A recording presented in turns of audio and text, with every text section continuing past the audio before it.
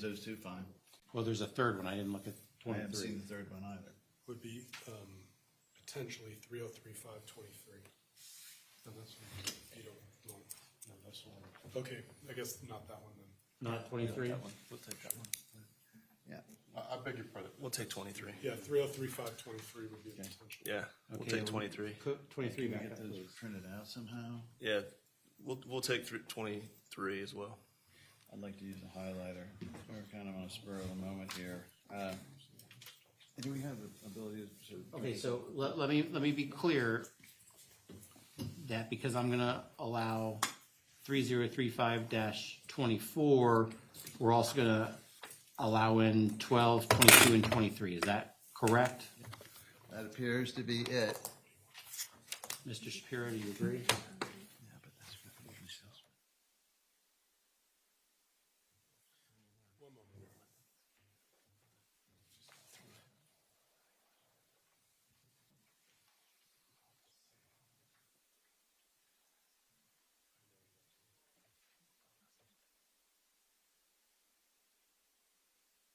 If I just get a proffer from the plaintiff of exactly what he plans to ask the doctor, only because the doctor said he doesn't know anything about the Moors. And so I'm trying to get a sense of how deep this is about to go and how we're responsible. Well, Because let's- obviously we don't want to open up. Let's bring in the doctor, put him on the stand, and see what happens Okay. outside the presence of the jury.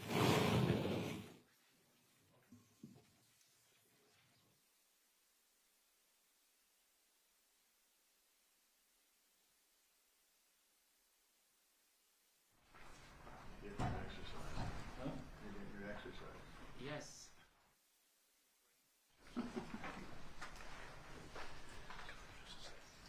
Doctor, what we're gonna do is we're gonna ask you some questions outside the presence of the jury, and then we may or may not ask them again in front of the jury. That's fine. Mr. Anderson. May it please the court. Doctor, in your files, do you have the Nemours Hospital records? Do you know? I don't think I have them. I'm not 100% sure. Okay. If I showed you a particular Nemours document, then in evidence, do you think you can identify this as a Nemours transfer notice? Let me show. Can I show it to him? Let's just put it on the screen. Let's put him on. My impression was that Nemours refused admission. Exactly, but we're talking now about the reasons why. And when you say put this document, you mean 3035-0024? Yes, sir.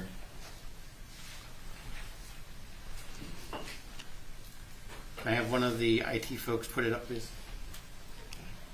If you could read that, Doctor. So this is just to save time, this is a evaluation report on Maya. This was a Nemours order for the transfer of Maya Kowalski and the reasons that it was rejected ultimately. And I wanted to ask you a question. I know I'm in the interest of time. Assume Jack and Beata Kowalski had researched and determined that Nemours does not have a comprehensive CRPS program. I object to this. This. We don't have a jury. Let's get the information out first. Then you can talk to us about your objections. Now, again, Mr. Anderson, let's not make predicate statements. Let's just ask the questions. Yes, sir. Assume Jack and Beata Kowalski had researched and determined that Nemours did not have a comprehensive CRPS inpatient program. And assume further that the research revealed that it would be more of the PT that she had been through about 4 times. Assume further that from this form, as you can read, that the transfer to Nemours was based in part on Munchausen's by proxy assigned by Dr. Dees, who is not a psychiatrist or psychologist, let the record reflect. He says right there, pediatric hospitalist. And so, do you have an opinion, assuming those facts, as to whether the actions of Jack and Beata Kowalski in rejecting the Johns Hopkins reasons and methods of transferring Maya to Nemours in Orlando? I object to that question. We're in proper. I'm allowed to object before this.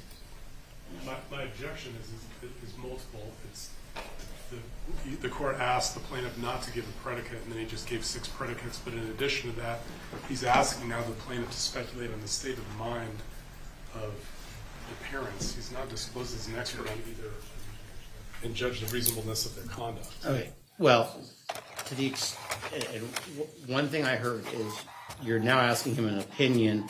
It sounds like this opinion wasn't disclosed. Is that correct?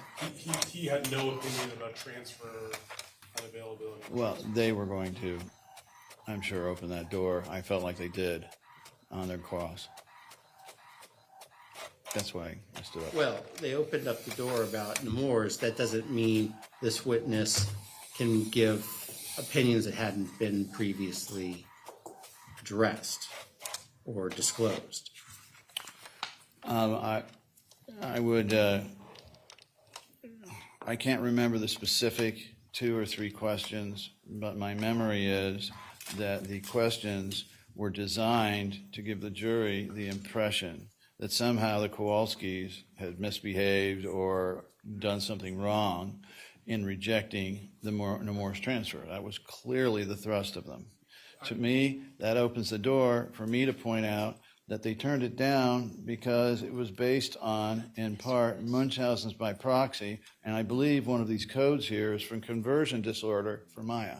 Why isn't this testimony from Mr. Kowalski? It can be, but I think... To me, I didn't realize you were going to ask him an opinion that had not been disclosed. So on that basis, no, this witness can't testify to an undisclosed opinion. Well, can he testify to anything having to do with his experience and the narrative provided affecting the treatment of the child and the family? I don't understand your question. Can I show him this, and he's obviously aware of the prior questioning, and ask him whether his experience would be that this transfer notice being signed by the Kowalskis, is it... Time out. Sir, do you know anything about the possible transfer to Nemours? All I know is that Nemours refused to transfer.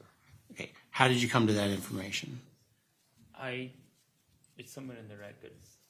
That's the only way I would have known it. Do you know any of the details as to why the transfer was refused? There was no details, but can I just put in something? Sure. If I were, as a physician, and with 30 years of experience. Very good question, if allowed. Having seen the Nemours transfer notice, would you, as a physician, want to accept the patient? The answer, I gather, is no. And then I would ask him why. I'm going to object to that as an undisclosed opinion. My questions to him about transfer were very specific to malpractice claims, meaning there was an allegation from Dr. Chopra that my client committed malpractice and not giving her the proper therapy. The only reason I was asking about transfer is part of the defense of that is all Children's tried to make a transfer of the patient to a center in Nemours that specializes in comprehensive regional pain syndrome and in the rehabilitation of that, and that was not consented to. It had nothing to do with his state of mind about whether a mom should want to purely as a defense of a malpractice claim, that very narrow issue. Well, here's where I'm at. The issue of Nemours, I think the defense has opened that door. And you're going to be able to call whatever witness or witnesses to explain. It doesn't sound like, other than seeing some sort of reference in the records, he really has details as to what happened or didn't happen with respect to the proposed transfer. And so I don't think this is the witness for you to go into that. I have a possible solution then. I'm happy to not go into this with this witness. If the court enters an instruction that strikes the 3 questions about the transfer to Nemours because they were asked before it was put into evidence. Yeah, but there was testimony about it 2 days ago as well. So it's, I probably objected at that time too. I don't recall. I really don't recall. Well, our problem is this, Judge. If we're going into this, the jury should not be left hanging with this impression that Beata and Jack were being unreasonable. We have a right to rehabilitate, or whatever you want to call it, by pointing out that if they sign this, they're signing on to agreeing to Munchausen by proxy, among other things. And it's just not fair to our side that if the jury hears one side of that story, they won't hear the other side. And again, I've said that you can call witnesses because the door has been opened. The reality is, I'm not going to allow in an undisclosed opinion. I think that's pretty clear. And it sounds like you're now trying to get him to make assumptions or assume a hypothetical to give an opinion that he has not previously given prior to today. It's no issue with Dr. Chopra because I don't think this was something that was ever asked of him. So, I told you earlier, if you're going to want to show this record, that's fine, but you can't ask him opinions that were undisclosed. And once you show that document, we're showing the other documents that we were talking about. So, well, it really puts me in a dilemma here, and it's not a dilemma of my making. And the defense was allowed to ask questions of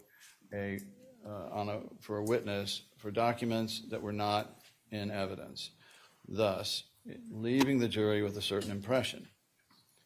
So if Mr. Anderson, I just need you to decide. We have 1 moment, Your Honor. Well, Literally 30 seconds.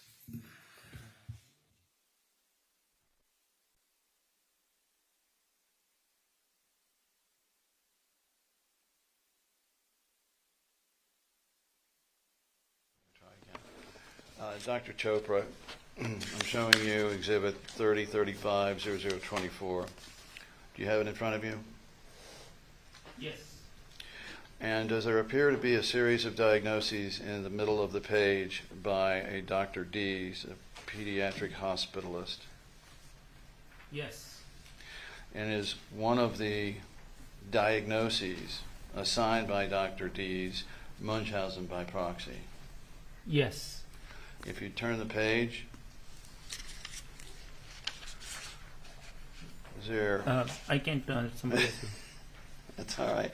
But there's a second page for a place to sign, which we'll bring up.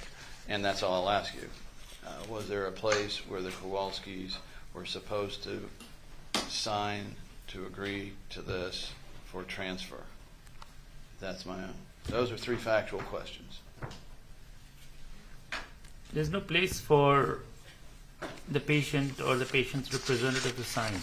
Well, it says E-level, encounter E-level signatures, order-level documents, and so forth. It's kind of in bureaucratese, but this is, I believe, what they were presented with. he gave his answer. All right, so I don't ask him about the signature page. I don't know what encounter level e-signature means. E-signature is one that's sent through the court. Yes. He doesn't know. Okay. So I I'm can not going ask to tell him for him to turn around and say it. So Well, I understand, Judge. I'd like to ask the factual questions here because I don't want the jury left with that impression. And it could be 4 or 5 days before we call Jack Kowalski. If I understand, Mr. Anderson wants to address with Dr. Chopra the reasonableness of accepting transfer with a diagnosis of Munchausen in the record as an undisclosed opinion. I think at this point, it's just the last 3 or 4 questions, the factual questions he asked about the document.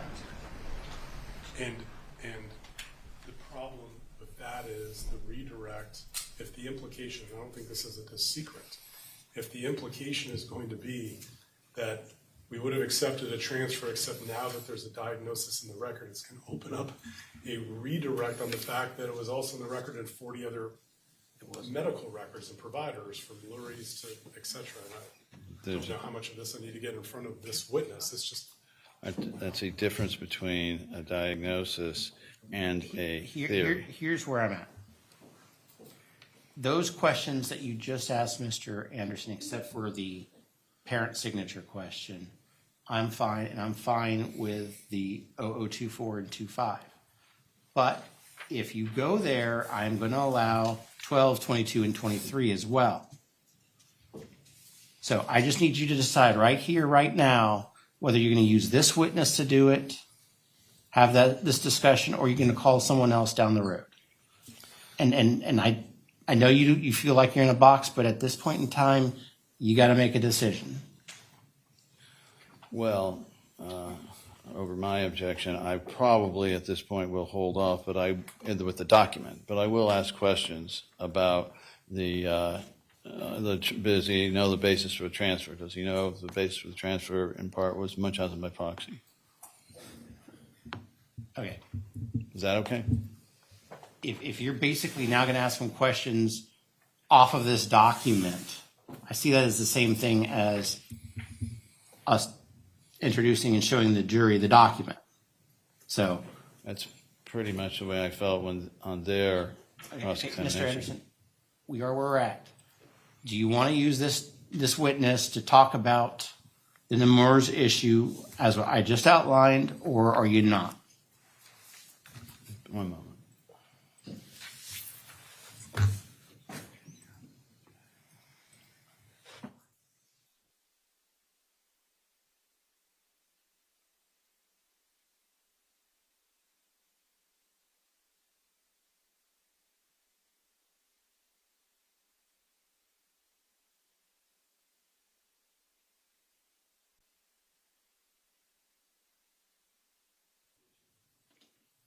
I've got a jury waiting.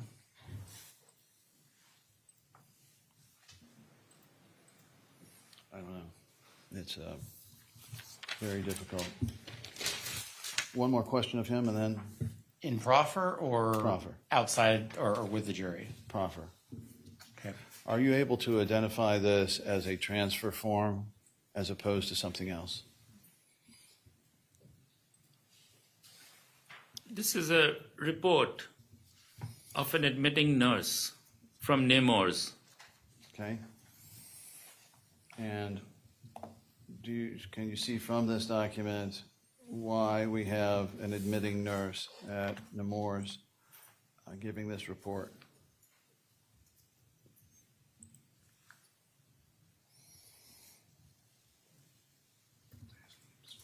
yeah, I would object to the speculation.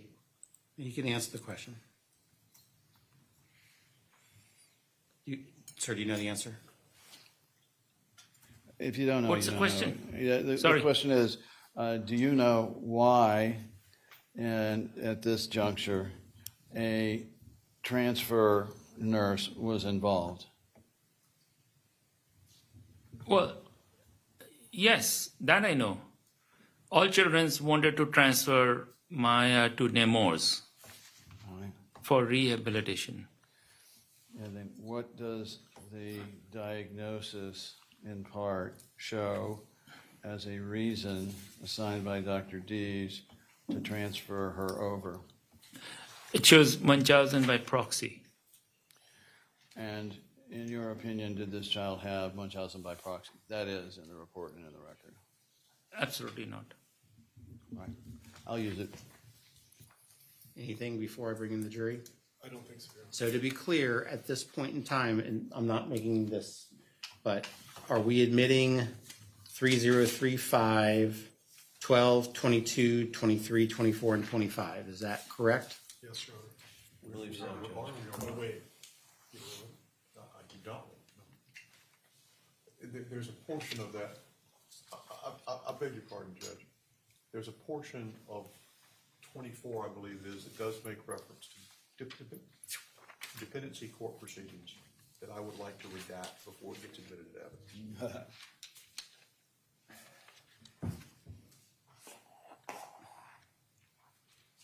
Well, again, I'm not fond of this entire exercise, but be that as it may, I feel like Johns Hopkins, by its questioning, has put the issue of Nemours squarely into contention here, and the plaintiff has a right to discuss that. I don't quibble with that a bit, Judge. That's not the point. That's not the point of what I'm saying. If they'll withdraw the testimony, the attempted cross on something that was not in evidence, then I'm fine, and we can go home. Just for the record, I didn't question the doctor on a single record from the Moors. It was about the records from all ones that weren't evidence. Yeah, the testimony that is the testimony stands at this point. So the question is, and again, it's the same question I asked you 10 or 15 minutes ago. Are you going to want to use this witness to talk about those factual questions that we just were talking about and your opinion on Munchausen by proxy that you just elicited, or are you not? How long do you plan to go today, Judge? What can I do to get an answer out of you?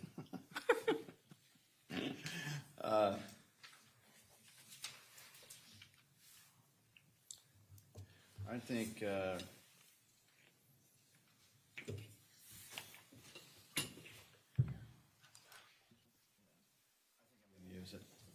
Okay, so then my question is 12, 22, 23, 24, and 25, and I now am hearing from Mr. Hunter that he has an objection to 25, which we should have probably told me 30 or 45 minutes ago.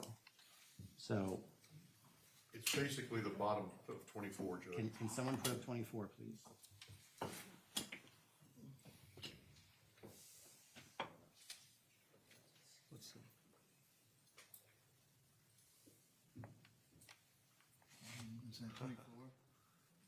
Okay, what specifically are you talking about? It makes reference to having an order in place. Just tell me the specific language that you're talking about. Patient. Patient must Just have. go ahead and court say it, Judge, I'm sorry. So a patient must have court order in place to be transferred? Yeah. Is that what you're talking about? I was talking about the reference to the court order, and there was one in here earlier there was reference being made to the family being in court in front of the judge and would not be available until the next morning. That was what I was really concerned about. I mean, is it any surprise to the jury that there were dependency court proceedings going on? And we're not trying that case, but. Okay, as long as that's understood, go ahead, Judge, I'm sorry. Okay. So the court at this time, Madam Clerk, is going to receive 3035 pages 12, 22, 23, 24, and 25. And let's go ahead and bring in the jury.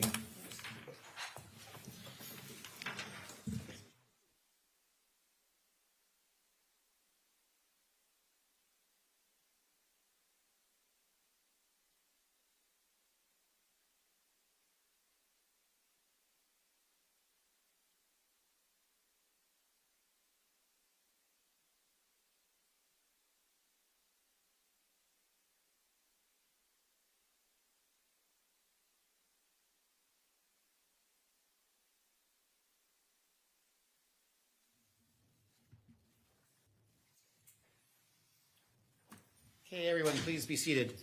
Members of the jury, I want to confirm while you're away, you did not discuss this case amongst yourselves, you did no investigation, and you received no information. Is that all correct? Correct. And I want to confirm that since the last time you were with us, you were not approached by anyone about this case. Correct. And that you have not seen any media coverage concerning this case. Correct. Okay. And I'll have to tell you, my wife always loves when I said it's 5 minutes. I seem to have a very elastic sense of time when it comes to 5 minutes. At least it wasn't one time I was with her and I said 5 minutes, and 4 hours later I was still at the office working. So I apologize, but sometimes things just take a little bit longer, and I'm glad I didn't have you sit here while we were having that discussion. So, And you're still married. and I'm still married, which is the biggest surprise of all. Mr. Anderson. May it please the court. Insofar as the specifics of the day-to-day, month-to-month care of Maya Kowalski, would you defer to our physiatrist who has worked that out? Your opinion, would you defer to the physiatrist for the day-to-day minutia of the care? I didn't, you'll have to rephrase it. I didn't get that question. Don't worry about it. Okay. On cross, you were asked about an authoritative source, and I believe you answered that that it wasn't authoritative, and it might have been authoritative. But do you know if we can put up 1001 to 2718?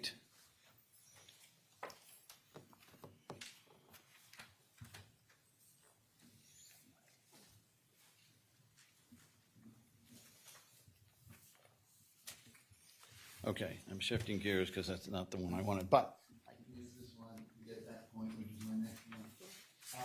You were shown on cross-examination this. Can we highlight that middle, the entire paragraph instead of just the top? And can you read to yourself the reason why Beata Kowalski said she's not allowed to eat? What's a TPN? It's called, TPN stands for parenteral nutrition. I forget the first T, what the T stands for, but it's nutrition that's given through an IV.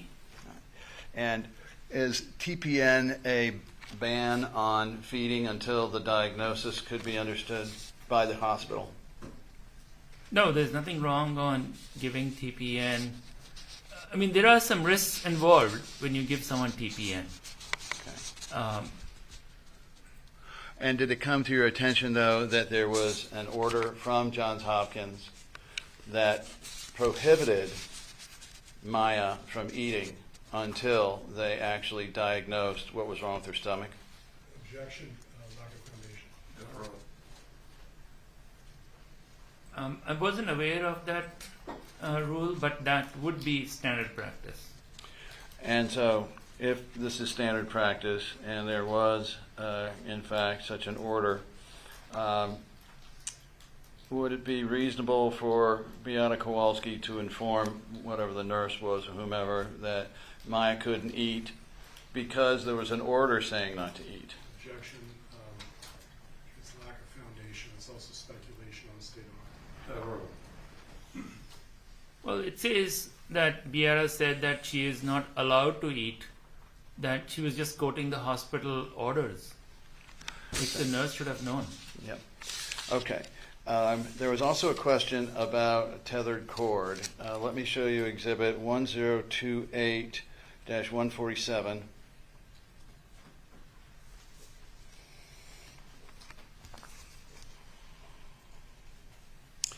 And I'll ask you there if we can highlight the line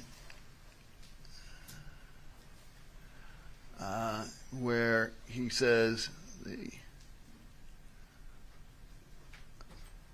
patient and father state she saw her GP. What's a GP?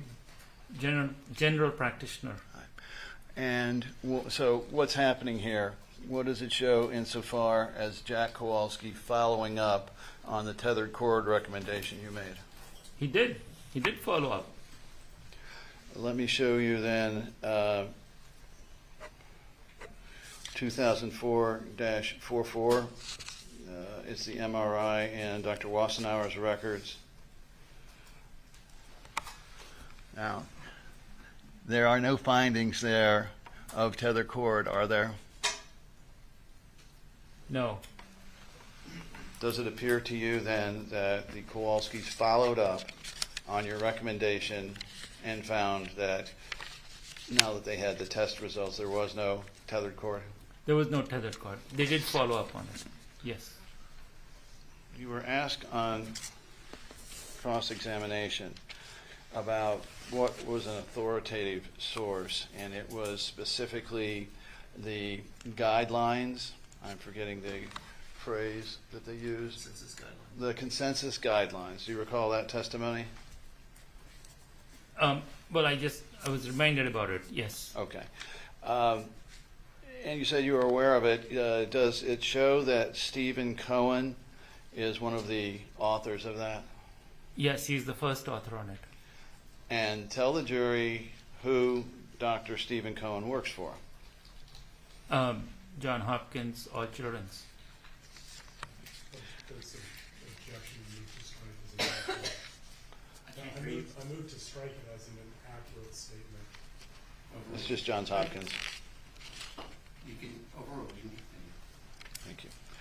All right. So now turning to whether or not the Kowalskis actually transferred or the reasons, let me show you what's been previously marked into evidence as 3035-0024. If we could bring that up. All right, let's see it. Right. I have it here.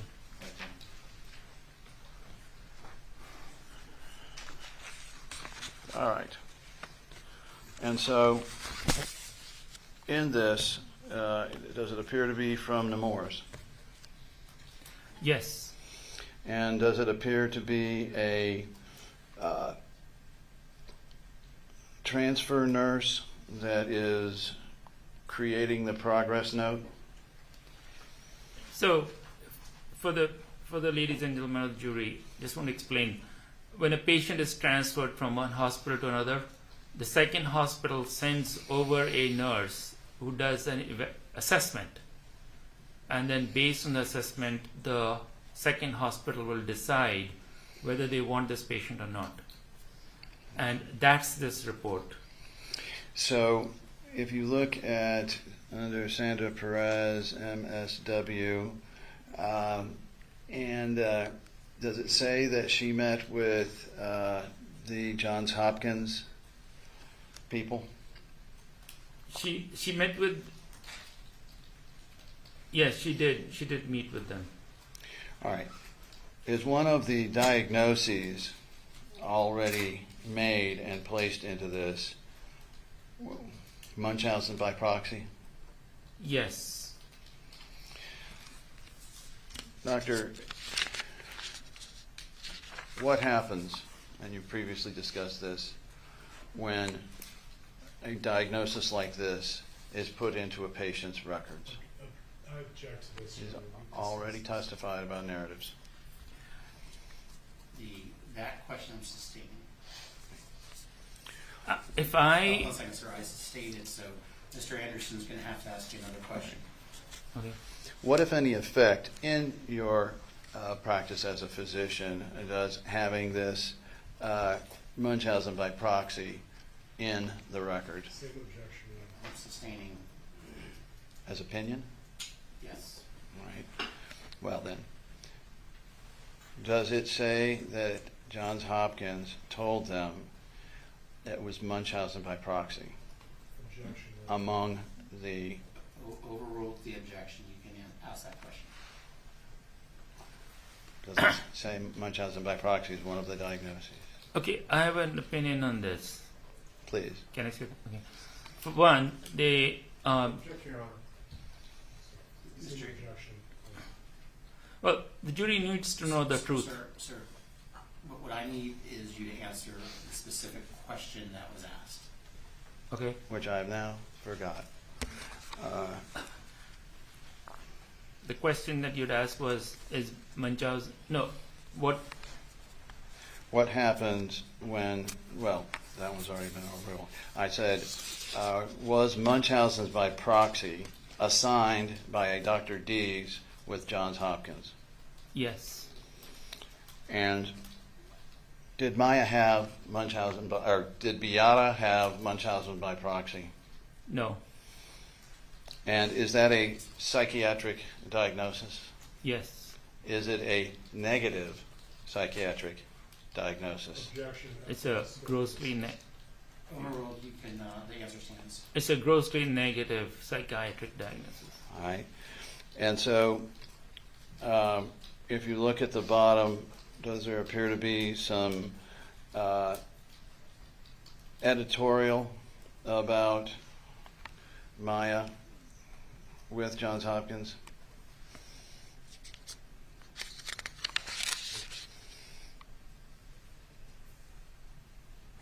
What do you mean by editorial? Okay. Was there a comment made about whether or not she could clearly move her arms to do so?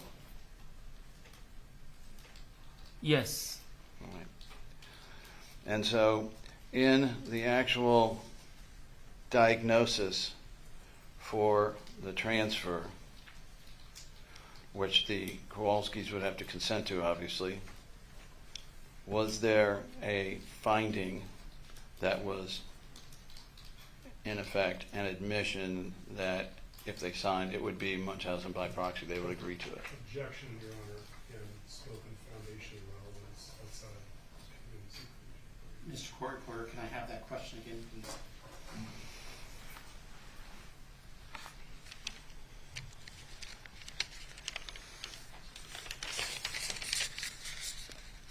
Okay, and so in the actual diagnosis for the transfer, which the Kowalskis would have to consent to, obviously, was there a finding that was in effect an admission that if they assigned it would be Munchausen by proxy, they would agree to it?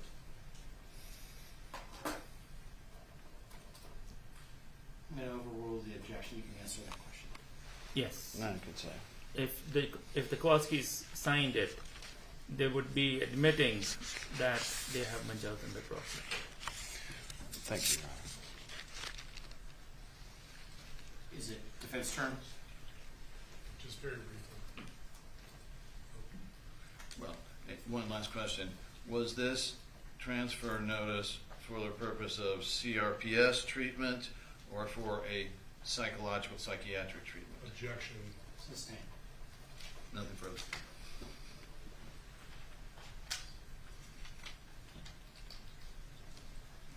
Okay. Very briefly, Your Honor. Yes. Just because you were asked about Munchausen's and prior psychiatric diagnoses, are you aware of whether records prior to All Children's Hospital also contained those suspicions or diagnoses? That's irrelevant.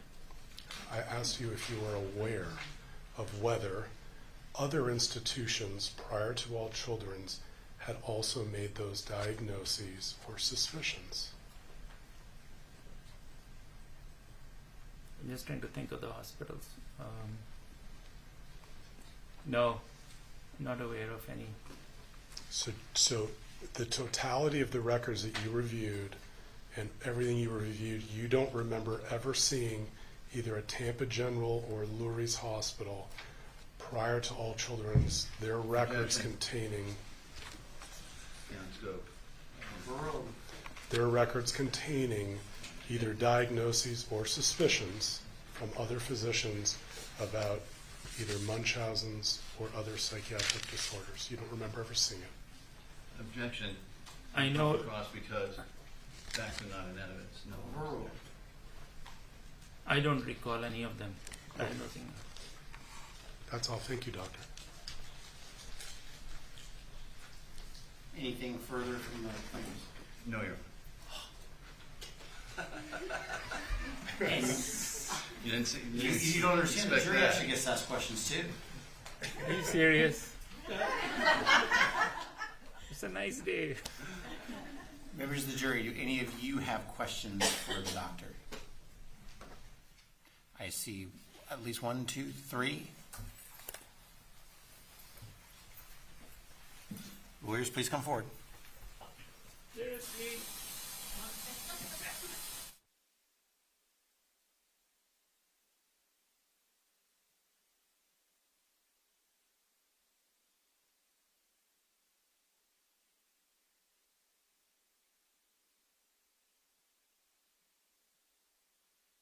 Notes. I know you're trying to conserve paper, but we have enough paper for your notes. Just pull the whole sheet of paper, please. Thank you.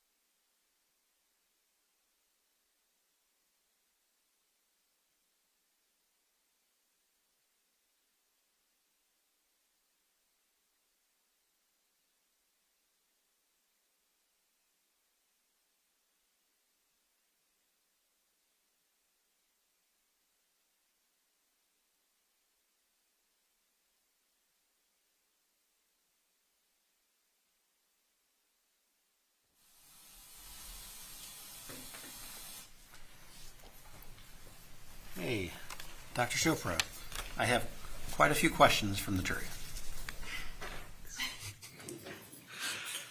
Do you have an opinion on how Maya's CRPS started? That's actually a very good question, and the answer is no, I don't know. What had happened was she was admitted, and that was before this case. She was admitted to the same hospital. She had been given very high doses of steroid for her asthma, and at that point she developed pain in both her legs, and that was eventually diagnosed as CRPS, but we never could find out why, and that does happen in CRPS. So the attorneys are aware, based on how he answered that question. I'm not going to ask the next follow-up on that. Yes, Your Honor. The next question, is ketamine addictive physically or psychologically? No, not at all. Not at all addictive. Does ketamine cause constipation or continued use cause obstination? No, not at all. How do you simultaneously acknowledge this case is rare and unknown, but also answer that the treatment would have a certain outcome? What's the basis for your belief? Is it opinion or science? I didn't understand that. Okay. How do you simultaneously acknowledge this case is rare and unknown, but also answer that the treatment would have a certain outcome? You mean case or the condition? I think the question is case. but the attorneys and then the jury can follow up if I'm misunderstanding the question. Well, I'll address both. CRPS is officially considered to be a rare condition, officially. But in reality, the incidence is actually very high. I have it here. It's about 200,000 cases per year, and the incidence is about 7% in children per year. It's officially considered rare because no one has gotten around to, because it gets missed all the time, so people haven't been able to accurately get figures as how many people actually have CRPS and was missed. This case of where a child developed CRPS and was accused of, parents were accused of child abuse, and then ending in a mother's suicide, is actually very common. It is worrisome, and it is extremely common, more than you would think. The follow-up to that, what's the basis for your belief? Is it opinion or science? Belief of what? Your answer just immediately before. Oh, no, these are all facts. It's not my belief.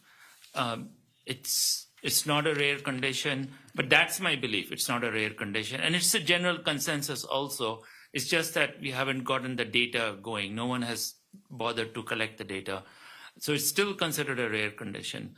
And a lot of people want it to remain as a rare, patients want it to remain as a rare condition because the FDA then approves drugs easily for rare conditions. So a lot of people want that. And it's not, so it's my belief is it's not a rare condition, but the official statement is that. Any other beliefs? Well, the next question There's a question. is, and this is going back to ketamine, are there withdrawal side effects after long-term ketamine treatments? No, not at all. No, you can be on ketamine continuously, and it happens. You can be on ketamine. Hospitals will put a patient on ketamine infusion continuously for 10 days, and then abruptly stop it, go home, and nothing, no withdrawal at all. That's the beauty of this drug. And the last question at this time from the jury.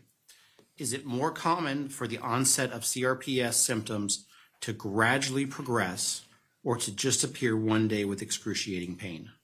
No. This condition, if you don't treat it, it just keeps progressing, and eventually just keeps progressing till the patient eventually becomes bedridden, and then it's the end of it.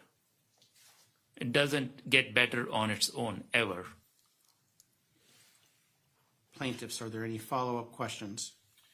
Yes, Doctor, part of your review, were you able to determine whether in those instances where Maya went off ketamine, such as after Dr.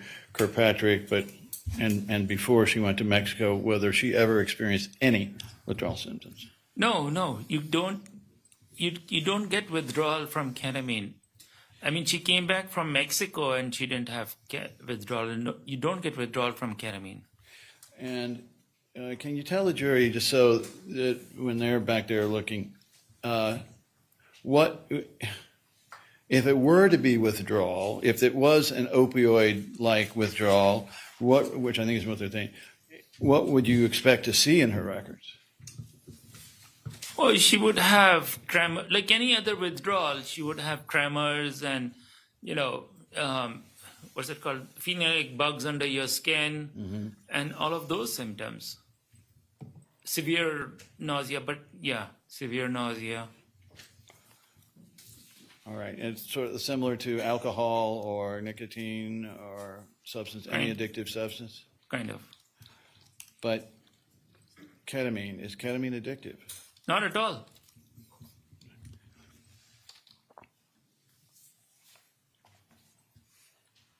Your witness. Oh, one more.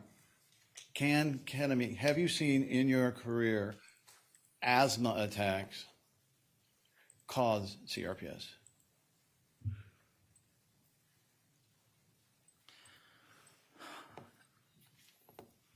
No, there's no direct correlation in that. There may be an indirect correlation, but not a direct correlation.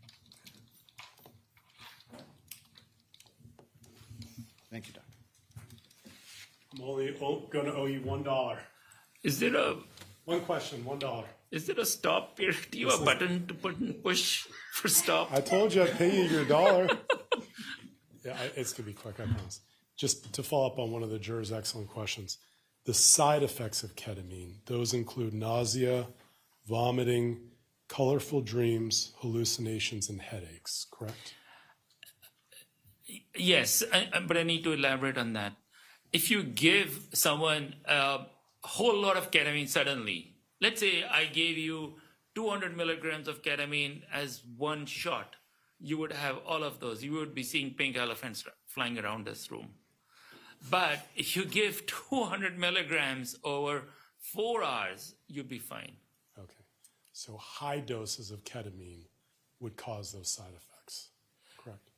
Again, high doses of ketamine given slowly over time, you probably will not see that effect. Those are the potential side effects of ketamine. Those are the potential, yeah. Okay. I owe you $3. Oh, yeah, I know. And $4 there, $7 today. My day is done. No other questions? Members of the jury, do any of you have any further questions? None. May this witness be excused at this time.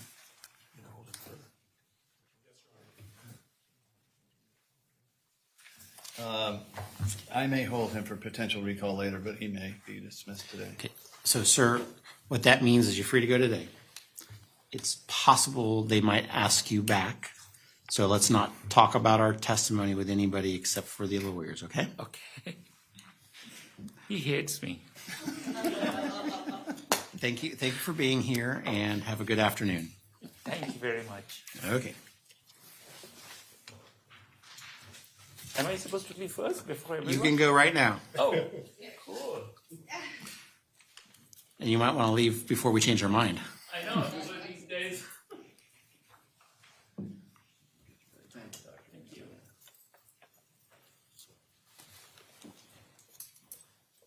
Okay. Members of the jury, let's take care of a few housekeeping items.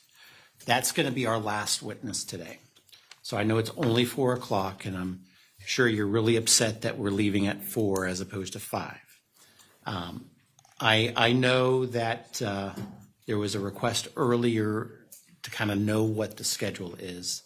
And I will tell you, I have been discussing that with the lawyers, and I should be able to tell you tomorrow what our schedule is next week. And it's my intent, hopefully by the Friday of each week, to kind of give you a preview about what the following week's going to be, and if we're going to have some time. When I say time off, it's really time off for the jury because there are other things that we are doing outside your presence. So when I say time off, don't assume that we're not working.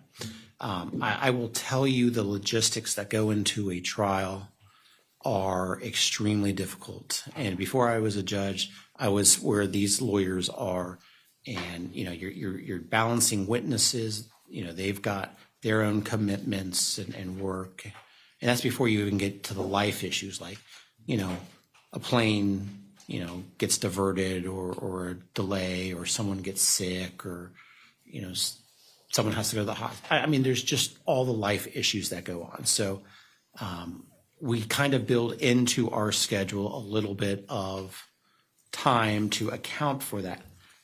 The good thing for you right this second is we are a little bit ahead of our schedule. So I'm constantly discussing with the lawyers, usually it's outside your presence, where we are, what witnesses we have going on. And the lawyers on both sides are working very hard to coordinate what witnesses are going to be here. So everybody knows when you walk through the door that we are asking witnesses questions and everyone is prepared. And so, the lawyers have done a very good job on both sides to do that. So I know that there is a desire for a schedule, and I will accommodate as best we can. Understand also that there are issues that sometimes crop up that, what will I know tomorrow might not be the same as what I know next Wednesday. And so I will do my best each Friday, if not before then, to kind of give you what the following week's preview is. Is that level of frequency sufficient for you all, or do I need to have a more rapid? Okay. I promise you that I will do that. And I do see, sure. It would be nice if we knew that, October 15th, we would be needed here or whatever, so that we can. I think the reference was for like any known holidays or court holidays. Well, I can tell you right this second that next Friday in the afternoon, we're not going to be here. Whether we're here the whole day, the morning or not, I don't yet know. I hear your point. There might be a day or two that I can give you this far out, but it's not going to be, but maybe a day or two. I'll talk with the lawyers about that. But I just, yeah, I'll get back to you on that, but I don't think there's but maybe a day or two that I'm going to be able to tell you tomorrow, hey, on October blah, blah, blah, we're not going to be here. So, but I will do my best. Anything else on that issue? Okay. Tomorrow, we will be here again, and tomorrow is Friday. So do not discuss this case amongst yourselves. Do not do any investigation, receive no information. And based on my new questions, also please make sure that you're not observing any sort of media reports about this case. With that, have a good afternoon, and we'll see you tomorrow at the rallying point at the same time.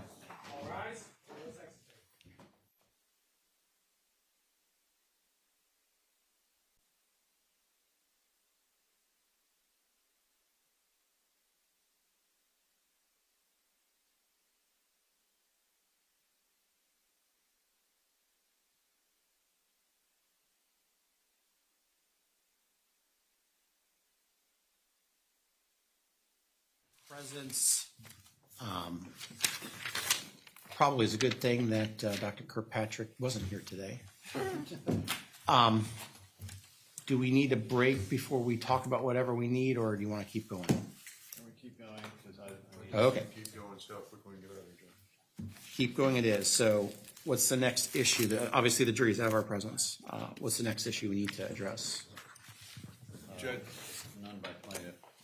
Judge, I'd like to reprise my concern that I raised or made briefly, brought the court's attention to briefly this morning regarding trial publicity. Yesterday, there was telecast on Court TV an interview from Mr. Anderson in which he made reference to a Nuremberg defense, to the merits of the defense. And then he made reference to his confidence that when the jury hears how the DCF proceeding was manipulated behind the scenes, that they would act in a certain way. What concerns me about that, there's a number of different concerns about that, not the least of which is the nature of the reference to a defense asserted by Nazis. But there's also a very real publicity issue with respect to what the jury hasn't heard or what the court is going to let the jury hear about something behind the scenes, which suggests to me that there is reference to matters which are not yet in evidence and may never be in evidence. And I have a concern about that from the standpoint of, again, of jurors being approached by outsiders and that subject being brought up to them and having, as a result, a juror who otherwise is trying to abide by this court's admonitions, tainted in some way by trial publicity. Counsel has indicated his concern about publicity that has been, or comments that have been made in the media by the defense team at one point or another. I would say to the court that one of those concerns regarding Facebook posts by a spouse has been stopped definitively and will remain so. Otherwise, you have not heard any comment from the defense team regarding what's going on in this trial, and as far as I'm concerned, you won't. I would ask that the court basically make clear that we should not be engaging in publicity during this trial, certainly not engaging in comment on what the evidence may show or not, and certainly not talking about or editorializing regarding the merits of the opposing party's case or lack thereof. So that's the concern we've got, Judge, and I'm sure that Mr. Anderson's got something to say about it, but I don't think that it's untoward for the court to admonish all concerned that the place to try the case is in here, not out there. Well, let me ask you this. Is there, other than a concern, a generalized concern, is there any basis of belief that there is tainting to this jury? You've seen the same thing I've seen, Judge. I have no information at this point that the jurors have strayed from your instructions or that they intend to. Okay. My concern is not so much what the jurors may voluntarily do. My concern is more what the jurors may be confronted with as a result of this, or what pressure may be exerted on them as a result of an outsider or a third party's belief that these defendants are acting as if they were Nazis at Nuremberg, or acting as if they were manipulating the court behind the scenes, or some other nefarious activity of that nature. It doesn't assist the court or anyone for outside influence in the ecosystem of society out there to be in a position or even potentially to influence jurors or to exert pressure on jurors, or even make jurors feel like that there's pressure being exerted on them. So that's my point, Judge. I can't sit here, I can't stand here and tell Your Honor that I'm aware of anything actually having been done to take that jury so far. But what I can do and what I am doing is standing here and asking that we all take steps to make sure that it doesn't happen going forward. Mr. Anderson? First, Judge, I want to assure the court that I am very much aware of Rule 4-326 on trial publicity. And I know that I am not to be revealing facts. Schedules, fine. General view about the trial, fine. I looked it up.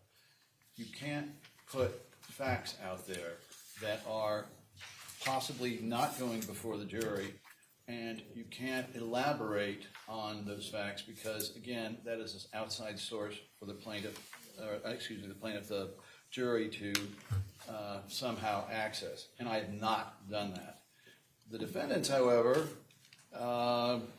have repeatedly in multiple different media. I've just got one from the Daily Mail, but it appeared in the Tampa and the Tampa Bay Times. Exclusive. Maya Kowalski's mom, Beata, was fraudulently writing prescriptions for her daughter and faces charges before she killed herself. Florida hospital who accused her of Munchausen by proxy claims. And that was from counsel here, attributed in any event to counsel. We asked them to take that down and withdraw that allegation because the court may recall that we had a hearing on a motion in limine because that was strictly an error in coding where it went in the wrong column. And the court saw that. But before we had an order from the court, the defense completely withdrew it. which to me says more about it than anything else. So I do not intend to violate, nor would I violate in any way, an ethical rule. If I am asked how the trial's going, I'm going to say, fine, it's going well. The defense scored some points, plaintiff scored some points. And these are, if you look at it, and I take great offense at them implying that I call them Nazis. In fact, if you watch it, Judge, I specifically said, well, some people call it the Nuremberg defense. And that is a term of art among trial attorneys for blaming it on I was just following orders. Now, at the time I said that, I immediately said, I do not mean to imply in any way, just to make sure that it was taken in the context in which it was intended, which was solely to repeat a way of expressing the defense's defense that I've known for 30 years, 40 years. So I don't think we need to be admonished to follow the rules of professional responsibility. I think we're all professionals in this room, and we're going to do our best to get this case tried with a minimum amount of error. Mr. Hunter. I think I don't have anything else to add, Judge. I think what was said speaks for itself. Here are my thoughts. My number one concern would be that the jury not be receiving any sort of outside influence. And even leading up to this case, I took steps to protect the identities of the jurors.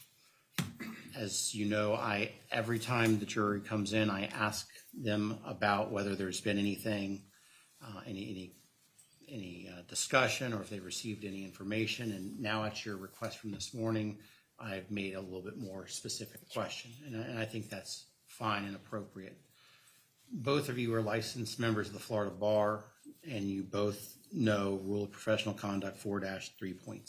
So I don't think I need to tell you that you have to follow the rules of professional conduct, because that is an ongoing obligation that the lawyers have.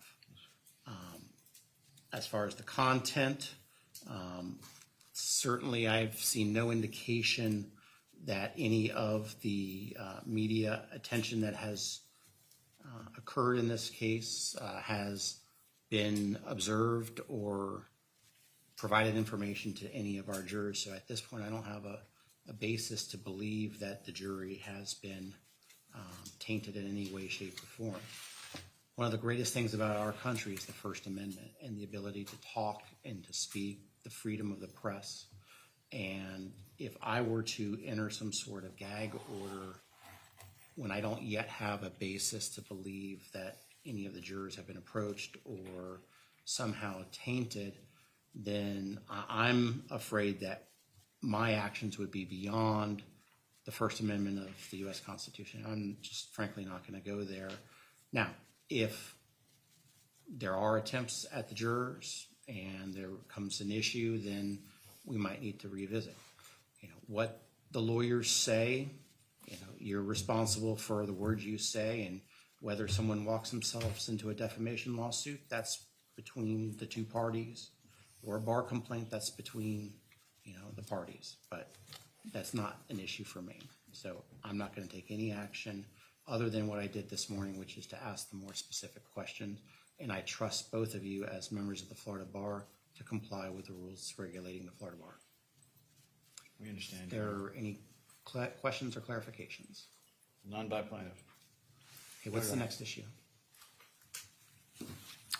Judge, they gave us the list of witnesses they intend to call tomorrow. One by Zoom. We object to one of the witnesses. I don't know if the court wants to hear that now. Might as well, since we're here. So they plan on calling Meg Boland. Miss Boland, as I understand it, was a woman that was communicating with Beata Kowalski. She didn't start communicating with her until May of 2016. So after the ketamine treatment had been decided on by the Kowalskis. Let me make sure I understand. Are you objecting to her by Zoom or objecting to her as a Oh, no, witness? not by Zoom. I'm objecting to her testifying. Oh, okay. I'm sorry. So her first interaction with Mrs. Kowalski is May of 2016, and she's part of this ferocious fighters for CRPS. She has a child at CRPS, and all the communication is through emails or Facebook or whatever, going back and forth. Everything she knows about what's going on with the Kowalskis is hearsay through Mrs. Kowalski. It's all hearsay, and the court has previously entered an order granting a motion in limine that on DIN 2580 that lay witnesses' proposed testimony about their personal experiences with CRPS is in no way relevant to the causes of action in this case. The court at present is not in a position to evaluate whether those witnesses' communications to the Kowalskis prior to the Kowalskis' determination of a ketamine therapy regimen for MK pre the hospitalization, would inform as to the Kowalski state of mind to pursue the ketamine regimen. So unless, maybe I'm missing it, Judge, and they can inform me otherwise, but Meg Boland's first interaction again was May of 2016, long after the ketamine treatment had been started. She has a son with CRPS. She has a blog, a Facebook page about it, and all of her communications and all her knowledge are hearsay with regard to the Kowalskis. Plaintiffs. She was also one of the last, if not the last person to speak with Beata. And those conversations, once the court hears them, we are confident that you will find a number of exceptions to the hearsay rule, not the least of which is of then existing mental, emotional, or physical condition. When was her last conversation? The day before Beata committed suicide. On the 6th or the 5th? When was it? The day of. The day of the suicide. Is it like after or before the hearing with the dependency court? I assume it's after, because it wasn't that in the morning. I wasn't there. Yeah, neither was I. It was January 6th, I don't know, Judge. I can't tell you if what the case was there. I do know that the statements that she will attribute to Beata Kowalski go to the state of mind, probably, although no one knew the plan, somewhat of the motive and the pain, not memory or belief. She's not going to testify about memory or belief. Any reference to her son is merely a background side reference, and I am not intending to elicit the type of testimony that counsel worries about, which I believe is other people with CRPS testifying at length about how terrible it is. I think the jury has heard how terrible it is enough. And so I'm not bringing any of that out. I am bringing out, through Ms. Boland, Beata Kowalski's state of mind and descent to the point where she took her life. And she was the person that was most talked to in our view. We can continue on the different exceptions to the hearsay rule. Let me ask you this. So besides the conversation the day of, are you intending to elicit testimony of prior conversations? A couple of them. And again, it's going to go to Beata's state of mind as to whether she was looking at other options, whether she had a plan regarding the continuance of the ketamine or getting Maya onto another type of regimen. It'll go to some pretty fundamental points that the defense has raised and continues to argue about whether or not this ketamine use was a Munchausen by proxy or an abuse. And the conversations where Beata relates, and they're not lengthy, but where Beata relates that, at least our parts aren't lengthy, but where Beata relates what she's doing and why she's doing it, clearly fall within the exception and are important for the jury to hear, to evaluate whether this mother was doing something crazy or whether she was of sound mind.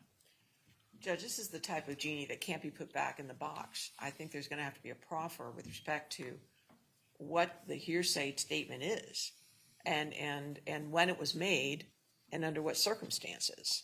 Well, I don't think I can rule definitively at this point in time, because I do need to hear the circumstances of the conversation. It would seem the farther away from the date of Beata Kowalski's death, the less likely it is it's going to meet an exception to the hearsay rule.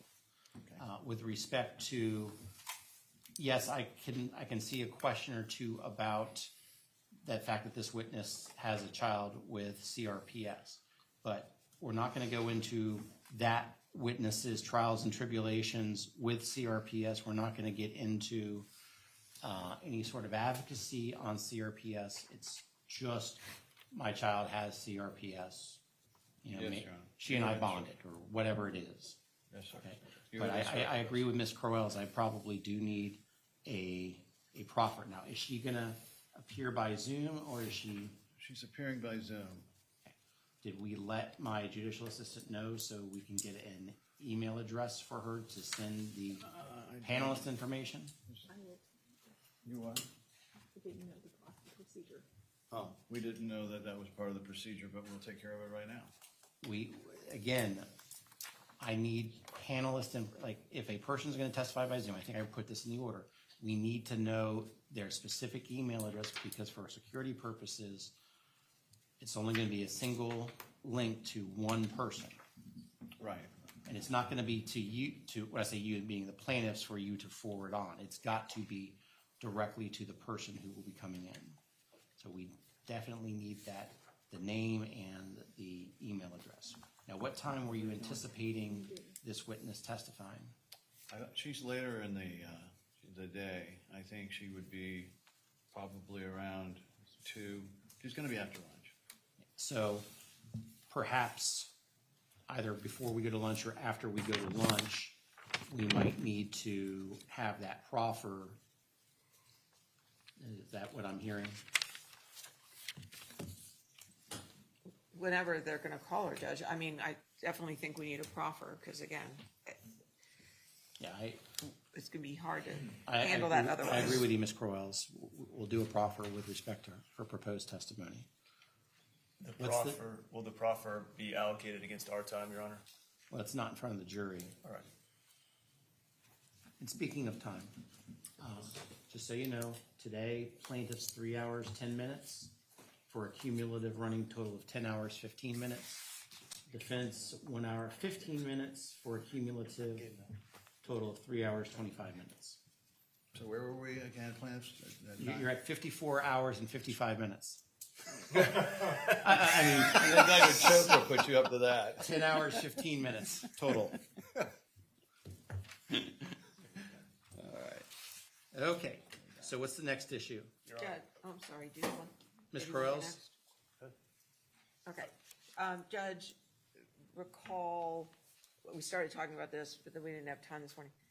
During Dr. Duncan's testimony, Mr. Whitney stated at the beginning of a question, which I have the transcript of now, which said, if the record shows that MK did complain to the doctors at the hospital of physical and sexual abuse on multiple occasions, and then we stopped it and we approached the bench, and the judge informed the jury to ignore the statement.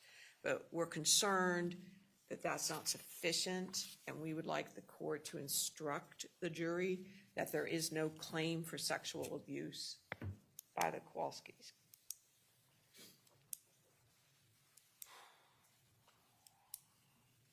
And there's no Probably evidence the that time. she complained to the, I'm sorry? This is probably the time. So it's a bit of a story. When we were looking to dismiss Ms. Beatty, I had a conversation with my client, Maya Kowalski. And in fact, it's 2 texts which, without waiving the attorney-client privilege, I can provide to the court as to the day, which is about whenever we dismissed, I think it was last week. And she informed me that she had, before the 17th, because it's noted in Dr. Katzenstein's notes, she will testify that, well, let me continue the story. I said, Maya, we're going to dismiss Ms. Beatty Now, are you telling me every single encounter you had there? I need to know every single encounter, no matter how big or small you think it is. And she told me one story about them dancing around her to try to get her to get out of bed and dance, and we know about this. Then she broke down, and then she told me that she had a doctor come in, and she figured it was a doctor because she described him as being tall, thin, glasses, I think she said round glasses, and dirty blonde hair. With a lab coat on, she could identify his belt and his pants. The doctor walked in, male, without chaperone or assistant. The doctor walked over to her and said, "May I take a peek?" The doctor pulled down Maya's pajamas. This was pretty late in the day. I know it was short shorts or pajamas, but it had a drawstring. Pulled them down, pulled her panties down, and then stared at her vagina for, Maya said, long enough for her to be not only startled, but start to cry. Whereupon he turned around, went to the door, turned around his shoulder and said, "Thanks." She never saw him again. Now, as an officer of the court, I will swear everywhere, had I known anything about this, I would have immediately brought it to the attention of both the court and to opposing counsel. I then waited. I've waited for the past 3 or 4 days, however long it's been, because I wanted to corroborate before I brought this before the court. So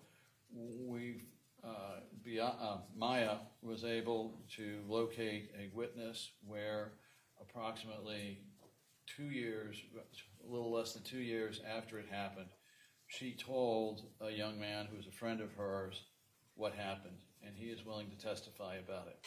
Then I went to Dr. Katzenstein's notes, and there's a very cryptic reference in there. And it says first, this is why I didn't catch it, first it says she denies any sexual behavior, misconduct, whatever. Then it does say, she does say a doctor, what was the exact terminology? I'll get the exhibit number out for them. We're going to pull it up for you, Judge, so you can see it. Anyway, we'll show you the exact language, but it was words, I'm losing my place here. It was words to the effect of the child, or I'm not sure, we're going to see in a second, did say that a doctor pulled her pants down and she was, I forget on the thing, it's been a long day, on the actual note, whether she said she was scared or whatever. I have checked this out with every psychiatrist we've got, and we've got a lot of them, as the court has seen, in an abstract manner, not referencing anything about the testimony here, but simply about repression, suppression of these kind of events. And I have learned that for children, these events are typically suppressed, and they are not brought out for years, which is why we don't have a statute of limitations on this type of behavior.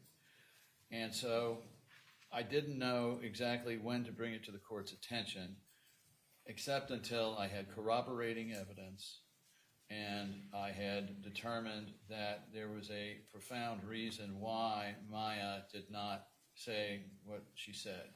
She is now old enough where she can explain it without, well, she'll still break down, but it is obviously upsetting to her. It was completely inappropriate. I don't know who the doctor was. I do know that Beata does not lie. And she said it was a Johns Hopkins lab coat, which she's very familiar with the Johns Hopkins insignia on the side. Which puts me in a quandary because we neither pled that nor informed the defense of it because we had absolutely no idea. And the note placed after the phrase child denies sexual abuse made me think that that episode was just a normal doctor visit, and made me think that it was before she ever went to Johns Hopkins. I mean, it's there on the bottom, and for the record. She denied a history of sexual abuse. She stated that one time previously a doctor had looked at her private parts but did not touch her, and it made her feel uncomfortable. And we believe, and we would like to add, to ask Dr. Katzenstein about this. And Whose note is this? This is Dr. Wasnauer's note. no, no. This is a Johns Hopkins psychology note written by Dr. Katzenstein. I beg your pardon, it says primary care physician, Dr. Wasnauer. And it's from what time? It was, this was on October 17th of 16, so she would have been in there approximately a week at the time. And so I then looked up the law, and obviously, Judge, you have very broad discretion here.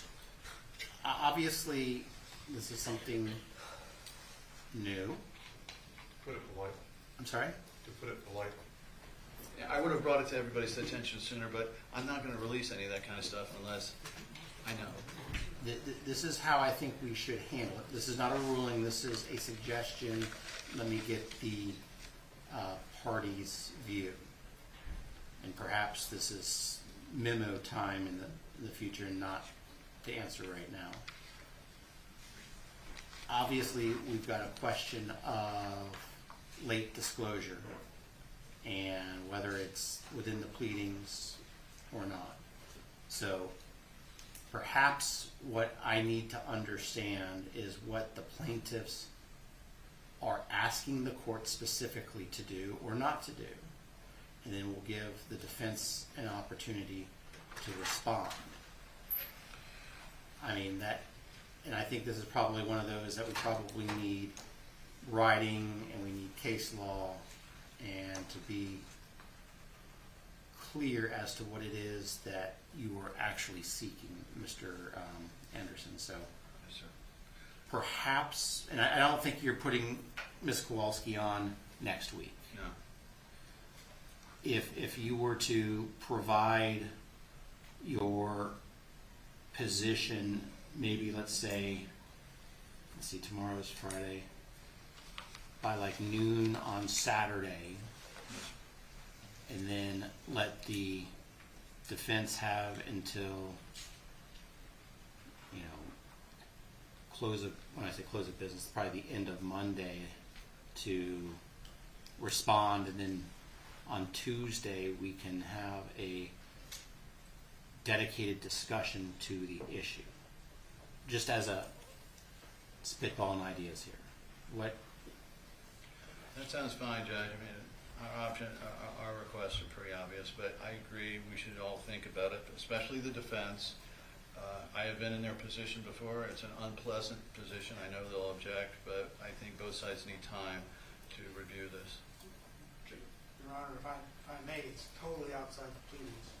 Not only is it new, so the only motion they can file is, at this point in time, is a motion, if they wanted to do it in this lawsuit and not some other lawsuit down the road. If they want to do it in this lawsuit, they've got to file a motion to amend their pleadings to add that to the complaint. And we can start this trial another year from now. But they can't try that in this case.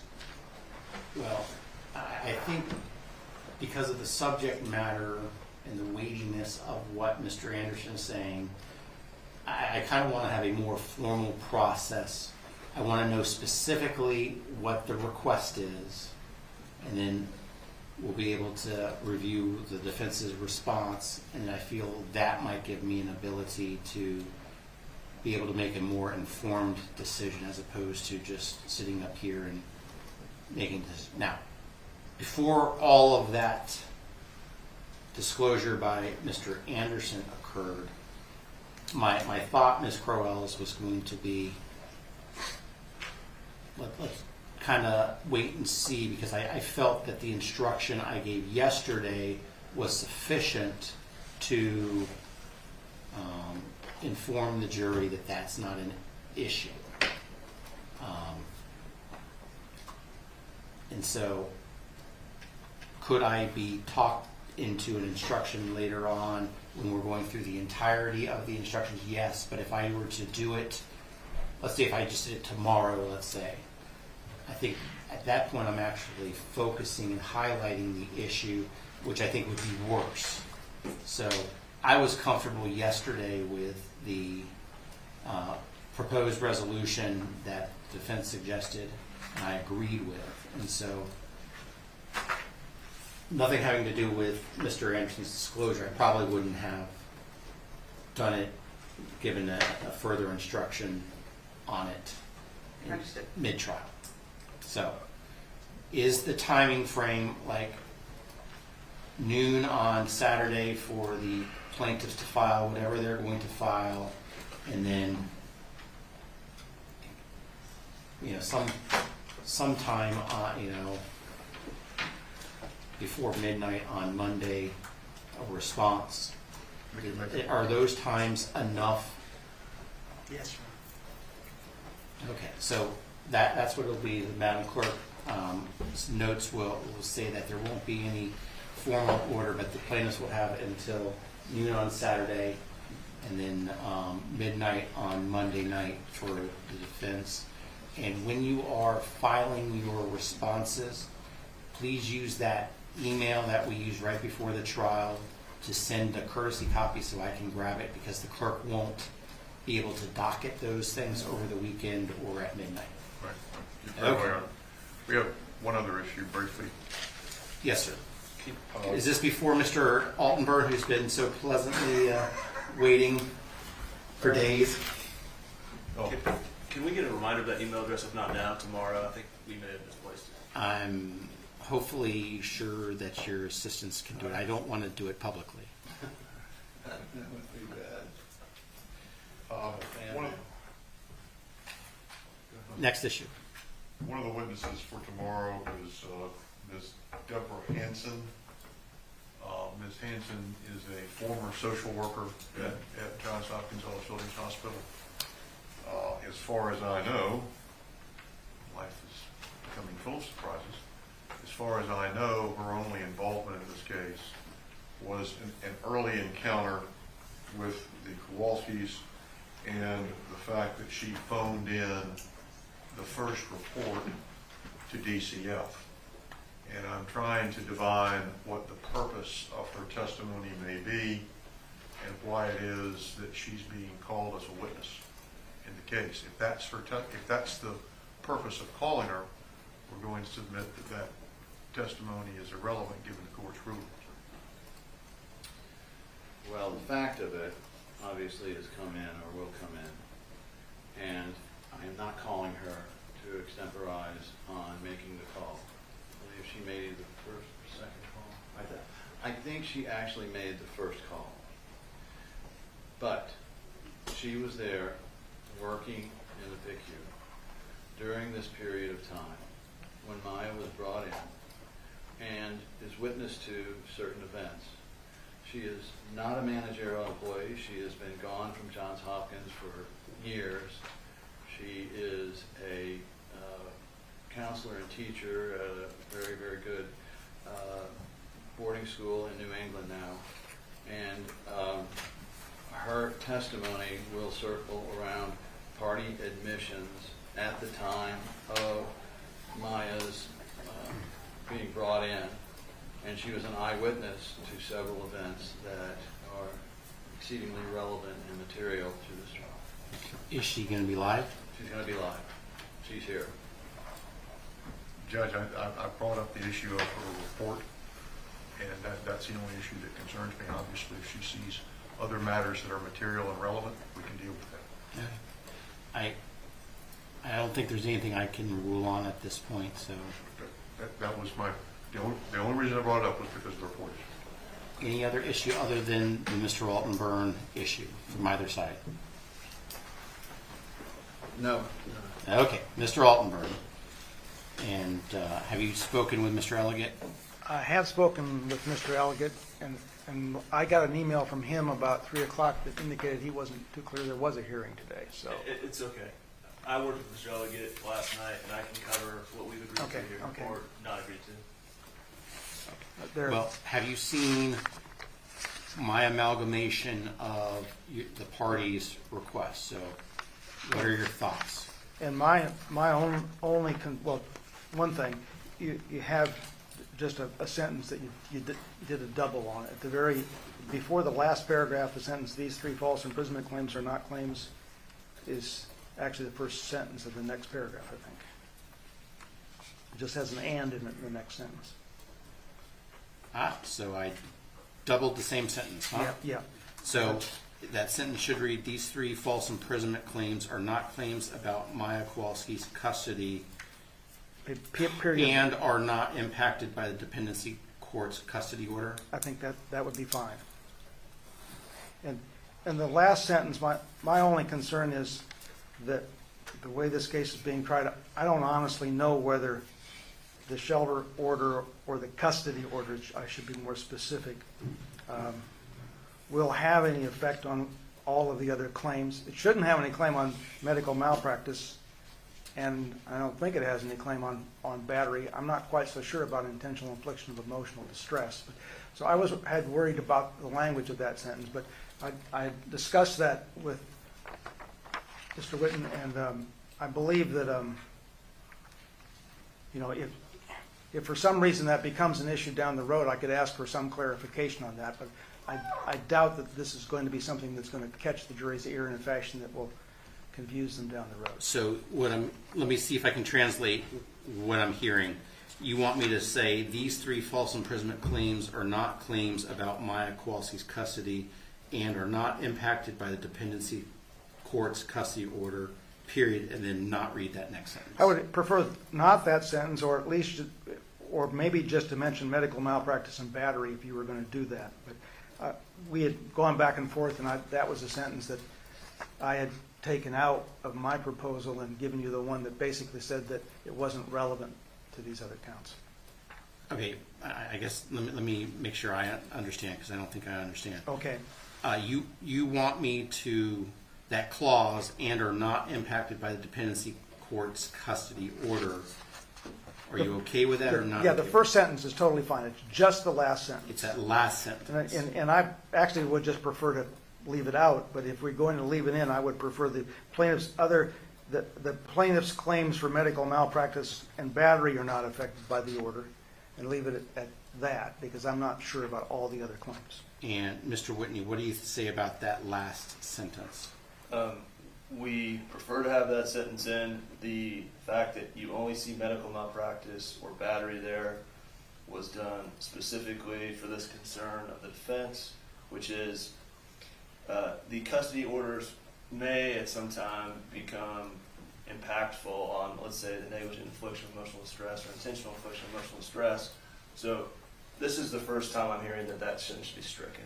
What we discussed earlier this afternoon was that he was agreeable to that language because it only mentions medical malpractice or battery, which neither side has devised any way in which those would be impacted by the custody orders at this point.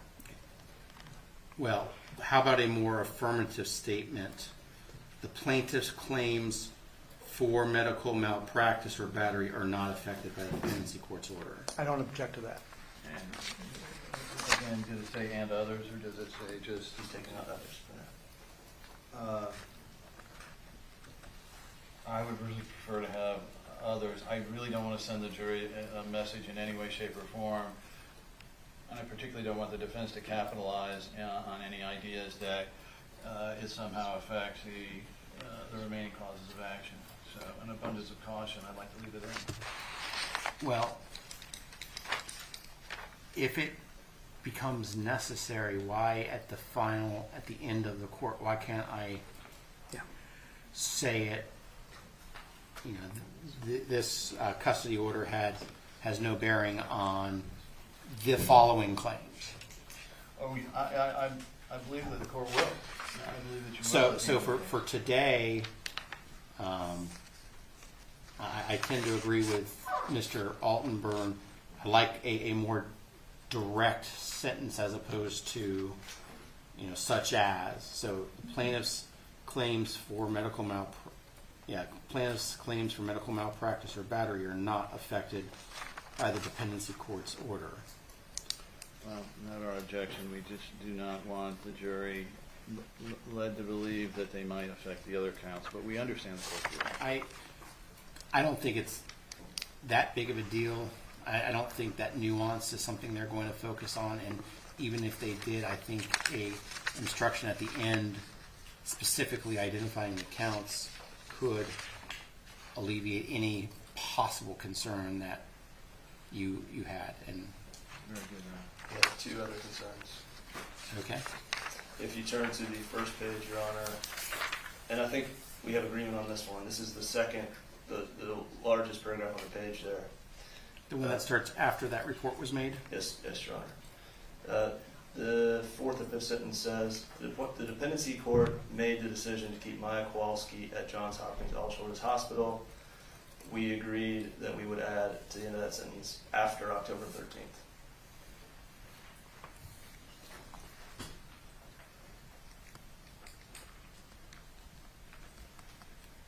Wouldn't it be on October 13th? Because isn't that what the dependency court? Actually, to be really clear with you, the order is entered on the 14th, but it's one of those shelter orders that has the nunc pro tunc. They were taken into custody on the 13th at 2:30 in the a.m. But Because the judge did this like at 2:30 in the morning, yeah, if I remember correctly. some judge did this at 2:30 in the morning. I'm not clear about who that was. And I don't recall, but And I normally they would then go to first appearance And actually, that- before first appearance, they went to a shelter hearing. at 9 a.m. that and next at morning. The next day on the 14th. So on the 14th is when he said, when basically, it's not that he's keeping them there, it's a continuation of that, but he's worried about his false imprisonment claim, which cuts off on the 13th. Okay, so you want to say after October 13th? Are we saying, the order's the 14th? I guess we should change these dates to the 14th. No, because the order has a retroactive finding in it. Because the written order is entered differently than Does someone have the physical order I can actually look at? I do.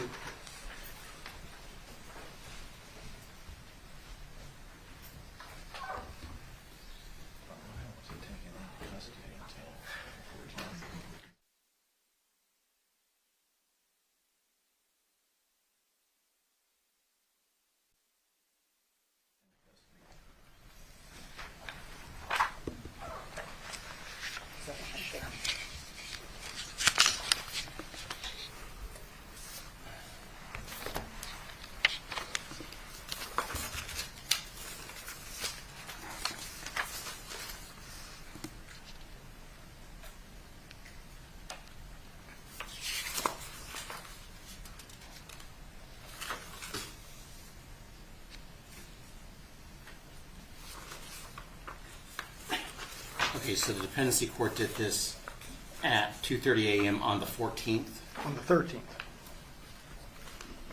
I don't think so. Yeah. Can I approach, Your Honor? And I can show you on the document. Okay, sure. Let's see, the clerk's stamp is the 14th. Yeah, but the front end of a shelter order, it'll tell you when the child was taken into custody. And in the front end, someplace on that first page, there's a statement that the child was taken into custody. On the 13th. On the 13th at 2:30 a.m. I think that's normally done with an oral ruling from a court, and then the shelter order normally is later. This is not the first time I've seen an order that looks like that.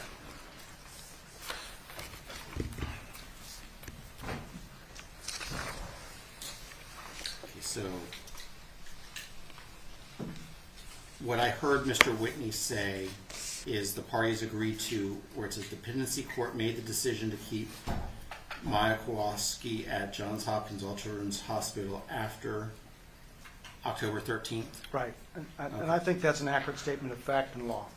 Then let's go with that. Can I just say we'd reserve on coming back to this later when we have a chance to look at that order closer. But Yes. for now, we're fine.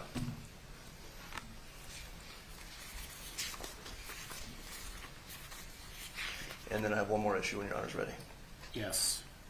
The next paragraph, the third paragraph, it reads, "You have heard witnesses suggest that Johns Hopkins All Children's Hospital took Maya Kowalski from her parents."